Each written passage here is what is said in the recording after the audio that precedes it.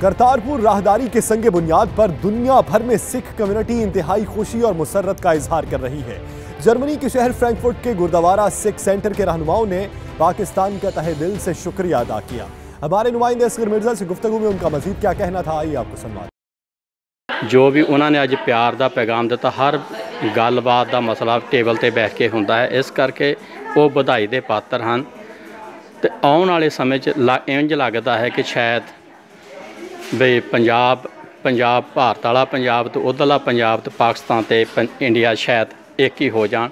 बड़ी खुशी हुई उत्थे दे लोगों ने जो प्यार मुहब्बत साडे इत्थों पहुँचे हुए मिनिस्टर नवजोत सिंह सिद्धू होना दिता है। दिल बहुत खुश होया है। अगे तो भी आस करते हैं कि वाहिगुरू कृपा करे, इस तो भी अगे मल्ला मान, इस नाल ही प्यार मुहब्बत बढ़दा, प्यार नाल ही सारे मामले हल हो जाते हैं। असीं धन्नवादी हाँ जदों उन्होंने अपने प्रधानमंत्री बनने के समारोह में सिद्धू नूं सद्दिया तो सिद्धू ने उत्थे ये गल जिहड़ी है उन्हां तक कीती ते उन्होंने उन्होंने भरवां हुंगारा दिता। तो अज इस सिट्टे ते पहुँचे हाँ कि हिंदुस्तान की सरकार नूं भी ये फैसला करना पिया कि ये कॉरीडोर ही आने वाले समय में हिंदुस्तान ते पाकिस्तान की दोस्ती का प्रतीक हो सकता है।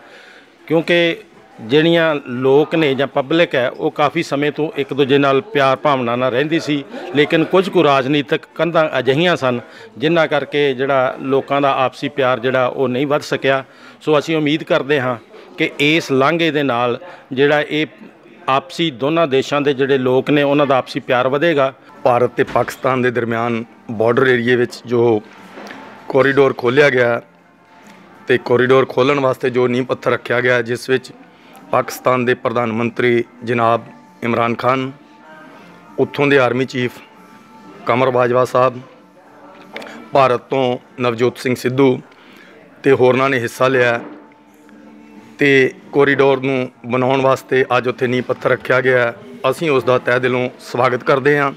जिथे पाकिस्तान की सरकार का एक बारी फिर दिल दीआं गहराइयां विचों धन्नवाद है, उत्थे नाल ही जो गुरु नानक पातशाही का 550वां साल बाबे नानक की धरती ननकाना साहिब उत्ते दुनिया भर के सिखां वालों बहुत ही शरधा अते भावना नाल मनाया जा रहा है। असीं समुचियां संगतां नूं जो 550वां साल गुरु नानक साहब जी का ननकाना साहब की धरती ते मनाया जा रहा है, ਵੱਧ ਤੋਂ ਵੱਧ दुनिया भर के सिखां नूं अपील करते हैं कि वो उत्थे पहुँचण। इस दे नाल ही जो साडे सिख नुमाइंदे वर्ल्ड सिख पार्लीमेंट के पिछले दिनी वो पाकिस्तान के पंजाब के गवर्नर साहब नूं मिल के ते एक बहुत बड़ा फंक्शन असी जो महाराजा रणजीत सिंह के किले दे विच उन्हां तो परमिशन लिए अर्जी दी है। बे सानू उम्मीद है कि पाकिस्तान की जो सरकार जां पंजाब की सरकार आ सानू वो फंक्शन करन दी इजाज़त देवेगी।